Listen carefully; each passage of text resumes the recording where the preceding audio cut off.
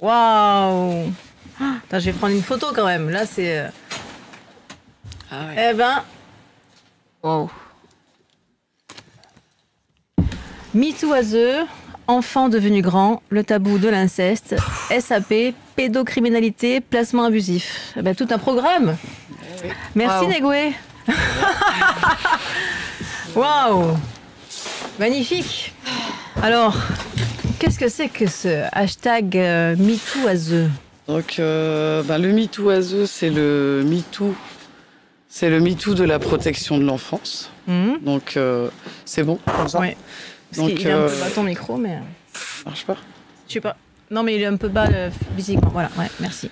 Donc, le hashtag MeTooAseux, donc c'est ce mouvement qui sort de l'ombre, qui sort de terre, si je puis dire. Donc, ça concerne ces enfants devenus grands qui ont été pris en charge par l'aide sociale à l'enfance, qui, je le rappelle, est là pour protéger les enfants. Oui. Et dans nos situations à nous, alors que si les acteurs de la protection de l'enfance nous écoutent ce soir et nous entendent, loin de nous l'idée de décrédibiliser le travail que ces personnes font au quotidien. D'accord. Je le précise toujours parce que je veux pas qu'il y ait de méprise. Nous, dans notre situation, ce que nous dénonçons, ce sont donc ces enfants devenus grands qui ont été pris en charge et qui n'ont pas été protégés par le système de la protection de l'enfance.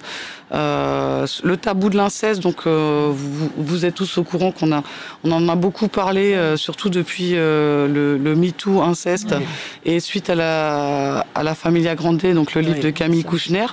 Donc Monsieur Macron avait fait une déclaration en disant qu'ils étaient là et que nous ne serions plus seuls, qu'on nous entendait et voilà. Et alors? Donc, suite à ça, c'est vrai qu'il y a eu la Civis qui s'est mise en place, cette commission très bien, la Civis, sur les abus sexuels sur les enfants, la commission de l'inceste qui a été mise en place. Donc, Adrien Taquet y avait contribué à l'époque. Donc, ça a été mis en place. Suite à ça, il y a une explosion de témoignages de ces parents protecteurs qui sont dans une situation horrible et dramatique actuellement parce que ces enfants, donc ces femmes, donc je le rappelle, elles ont porté plainte pour violence conjugale, violence intrafamiliale, viol incestueux. Suite à ça, leur enfant leur a été retiré. Suite à ça, l'enfant, généralement, il est remis au père qui les agresse ou en famille d'accueil ou en foyer de l'aide sociale à l'enfance. Donc oui, ça vous choque, mais c'est la réalité du quotidien de ces enfants qui subissent actuellement, car je le rappelle, des décisions sont prises tous les jours aujourd'hui en France et vont à l'encontre de la protection des enfants. Et de l'intérêt. Et du coup, pour nous, c'est plus supportable parce qu'il y a trop de mères qui nous appellent, donc il n'y a pas que moi, il y a d'autres personnes qui font ça. Mais nous, on s'élève parce qu'on a besoin d'être entendu, d'être soutenu, d'être aidé. Et on a besoin que le gouvernement, l'État, aujourd'hui, s'inquiète fortement de ces situations.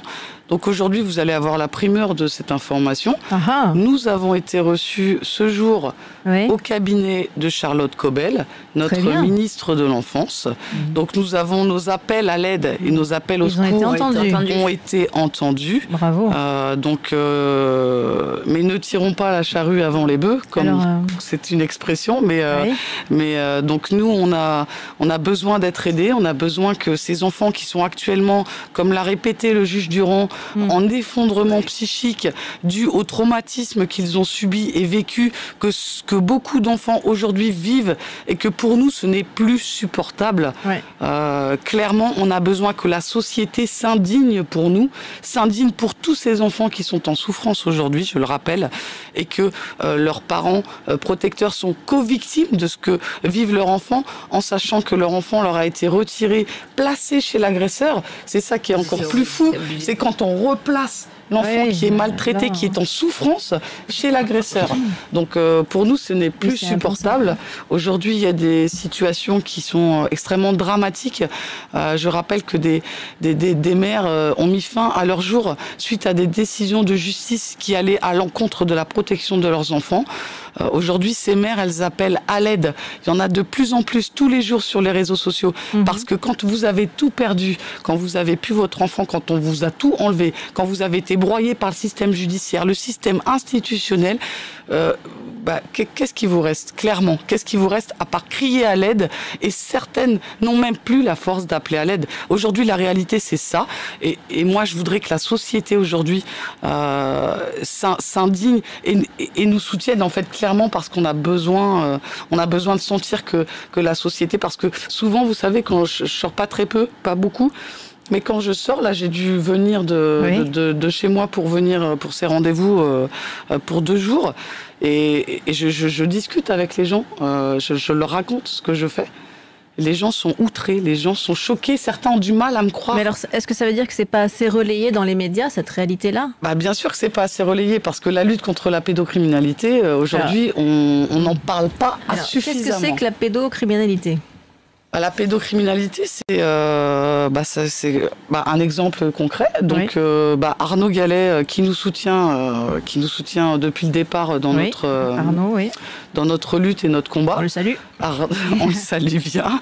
Arnaud, justement, il dénonce clairement. Oui. Lui, il s'est occupé beaucoup en ce qui concerne le Be Brave Movement, parce que c'est vrai qu'on est tous braves, et que il a aussi dénoncé beaucoup au niveau de l'Église. Ouais. Je vous le rappelle que les prêtres disaient on pensait que les enfants allaient oublier. Non mais franchement, faut arrêter. Une horreur pareille, si vous voulez, ça peut pas s'oublier, clairement. Donc aujourd'hui encore, en ce qui concerne l'Église d'ailleurs, on attend quoi? Que ces personnes décèdent, oui. Ces personnes ne soient plus en âge, ces gens doivent Dieu payer. merci, c'est prescrit. C'est un crime de masse, c'est un fléau sociétal ce qui se passe en France aujourd'hui. Et oui, pas beaucoup de médias parlent de ça. Pourquoi? Parce que ça pose un problème. On voit bien clairement. Quelle est la réalité en France? Est-ce que la France protège les victimes ou les pédocriminels? On est face à l'impunité des agresseurs, clairement. Je veux dire, au vu de plus de 70% de classements sans suite, 0,3% de condamnation. Les pédocriminels aujourd'hui ressortent libres du tribunal, je le rappelle. Ouais. Donc actuellement, j'ai des mamans sont en prison pour non-représentation d'enfants, parce qu'elles ont quitté la France pour pouvoir protéger, je le rappelle, leurs enfants qui étaient victimes d'abus sexuels. J'aurais fait comme elle. Voilà, j'aurais fait comme elle. On pense à Priscilla Majani, on pense à Adèle, on pense à Gladys, on pense à... Je m'excuse, mais moi je pense à elle tous les jours. Ouais. Mon quotidien, c'est ça, c'est chaque jour. Il n'y a pas un jour sans que j'ai un appel de ces mères qui est en souffrance. Et clairement, je leur dis tous les jours de garder espoir, mais on a besoin de... On a besoin d'être entendu, on a besoin que l'information soit relayée, on a besoin que les médias s'interpellent de ce sujet qui est, je vous le rappelle, pour nous, c'est un crime de masse, c'est un fléau sociétal, et ça ne peut plus durer. En fait, aujourd'hui, pendant que tout le monde fait sa petite vie tranquille, je le rappelle, nous, clairement, on ne vit pas dans le monde des bisounours. Moi, je vis dans la réalité, et mon quotidien, tous les jours, c'est de passer entre 7 à 15 heures par jour au téléphone à soutenir, parce qu'aujourd'hui, je le rappelle, nous ne sommes pas une association, nous sommes le collectif, le mouvement MeToo ASE. Donc MeToo ASE, c'est ce qui dénonce justement ces situations que nous qu'on essaye de dénoncer, parce que clairement, très peu nous ont laissé la parole jusqu'à aujourd'hui, mais on espère que ça va arriver à un moment donné. MeToo, donc on voit, c'est les agressions sexuelles, les viols, et pourquoi ASE? ASE, parce que ces situations, elles ont tout un lien avec l'aide sociale à l'enfance, la protection de l'enfance, qui, je le rappelle, est chargée de protéger les enfants. Donc, comme je l'ai dit tout à l'heure, faut pas généraliser. Voilà, on sait que des gens se donnent tous les jours par passion, par amour de leur travail, pour prendre soin de ces enfants. Mais dans les situations que nous dénonçons, clairement, il y a un lien. Donc, si ça s'appelle ASE, c'est parce que ça concerne l'aide sociale à l'enfance. L'aide sociale à l'enfance, qui, je le rappelle, est gérée par les départements. Oui. Donc, c'est différents départements, différentes ASE, du coup. Voilà, la loi n'est pas la même sur toute la France. Qui gère, parce qu'aujourd'hui, je le rappelle, des enfants se retrouvent en notion de grave danger et ne sont pas prises en charge parce que dans beaucoup de départements, il n'y a plus de place pour accueillir ces enfants, il n'y a pas assez de familles d'accueil, alors que ces enfants de ces parents protecteurs, justement, qui se retrouvent placés en famille d'accueil ou en structure aide sociale à l'enfance, peuvent réintégrer le domicile avec le parent qui les a protégés jusqu'alors, au lieu de le remettre soit en famille d'accueil ou de le remettre aux parents qui les agressent. C'est pas pour nous, c'est logique en fait, mais des décisions, si vous voulez, la justice aujourd'hui, elle est tellement longue. Mais alors comment on explique ça ? C'est tout un ensemble en fait, parce que des lois sont votées, mais des lois sont pas appliquées. Oui, les recommandations de la Ciivise aujourd'hui. Pourquoi les lois, par exemple, il y en a qui existent pour protéger. Pourquoi, par exemple, le bracelet électronique pour protéger les femmes. Pourquoi il n'est pas systématique dès qu'il y a violence ? Parce que vous voyez déjà aujourd'hui, comme cette petite Chloé qui est allée au mois de décembre dernier pour porter plainte parce qu'elle était agressée par son ex-compagnon. Oui. Elle était, je crois que j'ai vu sa mère hier à la sortie, non, elle est dans le coma. Elle a été à la gendarmerie, elle a été à la police juste avant. Donc, je veux dire, aujourd'hui, on en est là. Je veux dire, on n'a rien inventé. Les femmes témoignent, les femmes portent plainte, les enfants portent plainte. Mais aujourd'hui, la parole n'est toujours pas entendue comme elle devrait l'être. Et je veux dire, on est quand même. Souvenez-vous, Eva Thomas en 86, on est quand même en 2023. Oui, oui.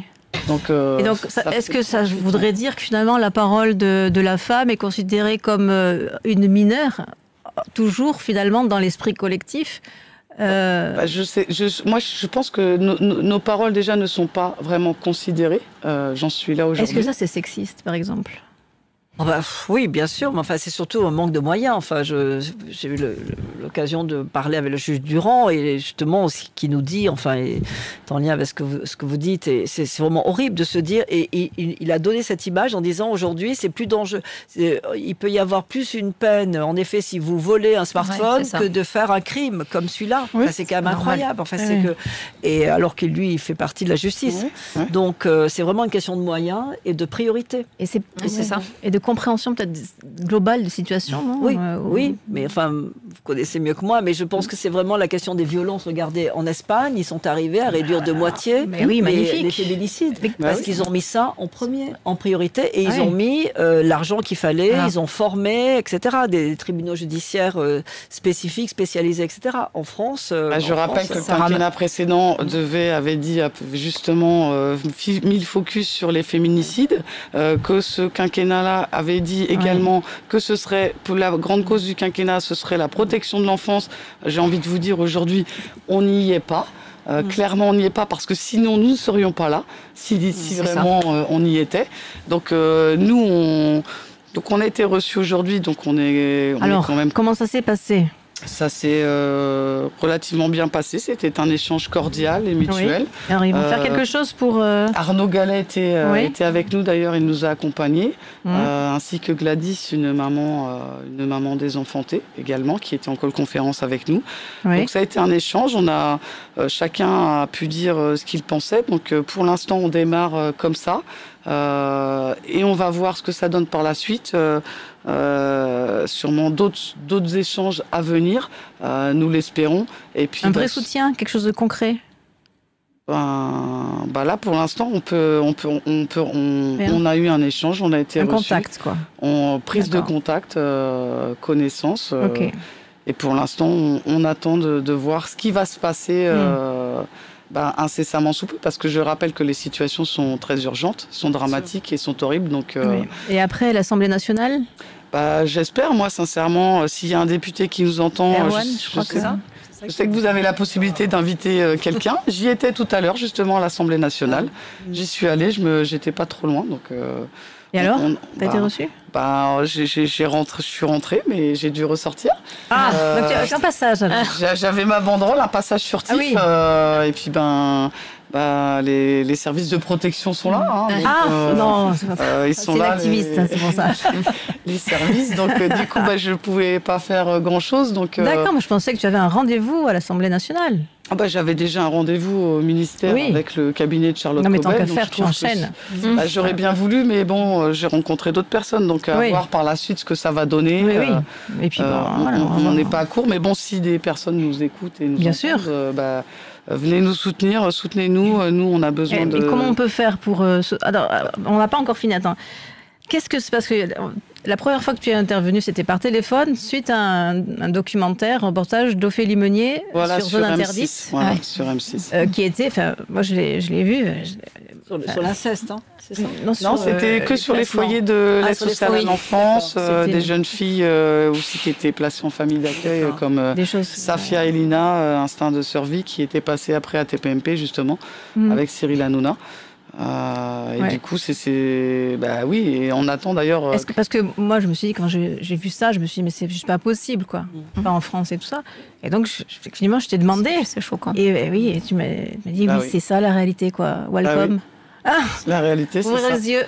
Bah oui, on attend que vous ouvrez, que la société, elle ouvre les yeux et qu'elle s'indigne clairement pour ce qui se passe, parce que c'est sûr, c'est pas... mais on a l'impression que si ça continue, ça va devenir une banalité. Je rappelle qu'il y a 3 enfants par classe qui sont violés aujourd'hui. Ça veut dire que si on attend et qu'il se passe encore rien, dans 10 ans, il y aura 10 enfants par classe qui seront violés. Je trouve ça insupportable déjà de penser tous ces enfants qui sont en souffrance aujourd'hui. Sincèrement... alors oui, je peux être un peu vif par moment, mais il faut comprendre aussi ces situations sont horribles. Et sincèrement, encore des fois, je vous dis, je prends sur moi parce que quand vous avez des coups de fil toute la journée de mères qui sont en souffrance et clairement, il ne se passe rien et vous essayez d'interpeller, vous essayez d'avoir des rendez-vous, d'avoir des contacts. Mais tout ça, c'est très difficile, c'est extrêmement compliqué. Et... Alors sur la banderole, là j'ai vu SAP, ça veut dire quoi? SAP, c'est le fameux syndrome d'aliénation parentale, dont on entend beaucoup parler, dont ces mères justement sont accusées depuis... et certains vont nous disent oui, c'est depuis l'affaire Intel, parce qu'il y a quelques affaires qui ont été médiatisées, mais c'est faux, c'est depuis... Gardner, ça fait longtemps qu'il a existé. Ça existe depuis très très longtemps, c'est juste qu'aujourd'hui on en parle plus, parce que c'est vrai qu'avec les réseaux sociaux, il y a un petit peu plus de personnes qui viennent témoigner. Nous on a lancé ce hashtag MeToo pour que les gens viennent témoigner de leur situation, ces mères, ces enfants devenus grands aussi qui sont adultes maintenant, parce que finalement maintenant on entend les enfants quand ils deviennent adultes. Donc ça déjà c'est pas normal, parce que déjà on doit les entendre quand ce sont des enfants. Et quand ils parlent, le juge Durand il a dit sur 7642 plaintes, il y a 0,2% de fausses accusations. Donc clairement, je veux dire, un enfant qui parle et qui dénonce n'invente pas ces choses-là. Et alors la ministre, Madame Rossignol, avait fait un rapport sur justement le SAP en disant que ça n'était pas scientifiquement prouvé, donc ça n'était pas, on ne pouvait pas l'utiliser en justice. Il avait d'ailleurs en 2017, normalement il ne doit plus être utilisé, mais depuis, il est constamment utilisé tous les jours dans les tribunaux de France. Moi, tous les jours, j'ai des mères qui me donnent les comptes rendus de leurs audiences et conflits. Donc maintenant, on utilise peut-être d'autres termes pour justement dire que c'est pas le SAP, c'est conflit parental. Syndrome de Munchausen. Qu'est-ce que c'est que ça encore? Justement, c'est pour faire passer ces mères pour aliénantes, et c'est faux. Moi, ces mères, je les ai au téléphone. Alors, je les ai peut-être pas tous, parce qu'il y en a tellement partout en France, dans tous les départements. Donc, j'ai pas tout le monde, mais moi, des mères me contactent et je fais ce que je peux. Donc c'est-à-dire que j'ai pas grand-chose, mais malgré tout, j'essaye de les soutenir et de leur dire de garder espoir, parce que tous les jours, je leur dis, il va se passer quelque chose, je le sens. J'y crois fermement, parce que j'ai envie qu'il se passe quelque chose, et j'ai envie que la société, clairement, s'indigne pour ces situations et se mobilise, en fait, pour nous aider, parce que tout seul, on n'y arrivera pas, clairement. Qu'est-ce que vous en pensez ? Malheureusement, en effet, je connais un peu ce constat, et en effet, c'est terrible. Mais moi, je pense que c'est vraiment une question à la fois de moyens, de priorités, de politique. Et c'est vrai que c'était la question de l'enfance, en plus, touche tout le monde. Enfin, je veux dire, c'est... Parce que quand vous voyez les aînés et les enfants, vous voyez, on dit qu'il faut s'occuper plus des aînés et des enfants. Mais si déjà la société n'entend pas ces enfants qui sont en souffrance, j'ai envie de vous dire, et aussi une petite pensée pour tous ces enfants aussi handicapés, qui souffrent de handicap et qui sont eux aussi victimes d'abus sexuels, de maltraitance. Et dans le silence. Et ces enfants-là, ils ne peuvent pas, parce qu'ils sont encore plus vulnérables, ils ne peuvent pas, pour la plupart, le dire. dire ou s'exprimer. Donc c'est terrible en fait. Et on a besoin que là, clairement, les 577 députés du gouvernement, tous les ministres, Monsieur le Président Emmanuel Macron, qu'il est grand temps de s'occuper de toutes ces situations, parce que ces situations, la silenciation des victimes, déjà en 2003, elle avait été dénoncée par Juan Miguel Petit, qui avait fait un rapport à l'ONU, qui dénonçait déjà cette fameuse silenciation des victimes. Suite au procès d'Outreau que vous connaissez tous, donc on va pas refaire l'histoire, mais suite au procès d'Outreau, il y a une vague de retournement de situation, finalement. Voilà, et je veux dire, clairement, aujourd'hui, on est face à l'impunité des agresseurs. Clairement, aujourd'hui, quand il y a des affaires qui passent en audience, les pédocriminels sortent libres du tribunal. Je trouve ça scandaleux. Et quelqu'un qui va aller voler un bout de viande, il va manger 3 mois de prison. Et franchement, la loi, c'est vraiment une question de priorité. Donc, où sont les priorités du gouvernement? J'aimerais bien que nous soyons la priorité du gouvernement pour tous ces enfants qui sont en souffrance aujourd'hui, et toutes ces mères et toutes celles aussi qui sont en prison, qui sont incarcérés pour avoir voulu protéger leurs enfants. Non mais rendez-vous compte. Franchement, on marche sur la tête. Rappelez-vous le juge Bailly, Olivier Bailly, qui était juge des enfants, qui a mis sa fille de 12 ans sur des sites pédopornographiques et qui est rentré chez lui avec une petite tape sur la main, avec sa femme, sa fille et son bracelet sous le bras. Et après, on vient nous dire la justice manque de moyens. Mais moi, je peux pas. Pour moi, ces gens ne sont pas audibles. Je peux pas entendre ça, en fait. Clairement, quand je pense à ces mères qui sont actuellement incarcérées, comme Priscilla Majani, comme d'autres, ou comme Gladys qui l'a été aussi. Parce que là, mais je pense à elle tous les jours. Tous les jours. Moi, tous les jours, c'est ça. C'est toutes mes journées, elles sont consacrées à ça. J'ai pas de plaisir dans ma vie, clairement. Donc, je veux que les gens ils comprennent bien. Nous, on n'a aucun plaisir dans notre vie. On n'a pas de vie, d'ailleurs. Notre seul quotidien, c'est le mitoiseux, c'est ces mères au téléphone, c'est ces enfants qu'on essaye de faire quelque chose. Et du coup, on est un peu contré des fois. Mais on a besoin d'aide, clairement. À la fois, c'est important aussi que les enfants qui sont placés, par exemple, actuellement, et qui vivent des situations compliquées, ou des enfants qui sont placés chez l'agresseur, sachent que, mitoiseux, il y a... nous, on est là, et si tout le monde veut nous contacter, je veux dire, on est sur les réseaux. Moi, je donne facilement mon numéro de téléphone. D'ailleurs, je passe, je vous dis, entre 7 et 15 heures par jour au téléphone. La réalité, c'est ça. J'espère que tu mets des oreillettes, parce que... Donc, je mets des oreillettes, souvent au haut-parleur. Et du coup, je voudrais juste faire une petite dédicace à un petit garçon qui est victime de handicap. Il s'appelle Tino. Du coup, Tino, voilà. Comme Tino Rossi. Et ses parents, Anne-Sophie et Fabien. Donc, je leur avais dit que je leur passerais un petit coucou. Donc, écoute, voilà. On l'entend. On va mettre juste mon soutien, tu vas voir. Mon soutien pour ton hashtag mitoiseux.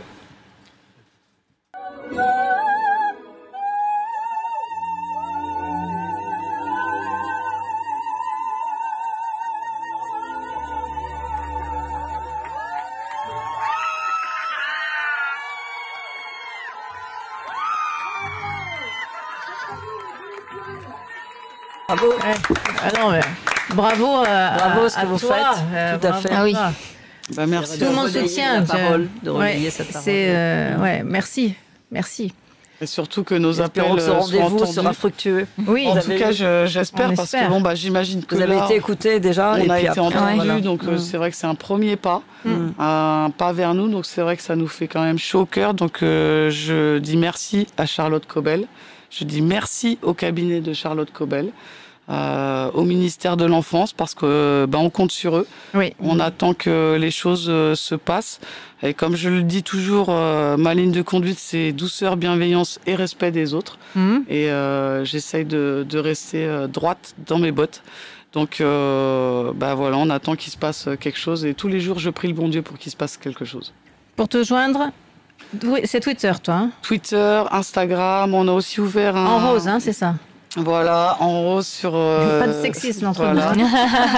Parce que c'est la couleur de notre mitoiseux. Et ça me va, ça me va. Et que j'aimerais bien qu'on nous mette des paillettes dans notre vie. Allez, clairement, vas-y pour les paillettes. Tous les jours. Donc voilà. Merci beaucoup, Nagoué. Merci à vous de nous avoir laissé la parole, Véronica. Merci, mesdames. Merci à Armada de nous avoir laissé la parole. Oui, fort. Et merci à Charlotte Cobel de nous avoir entendus.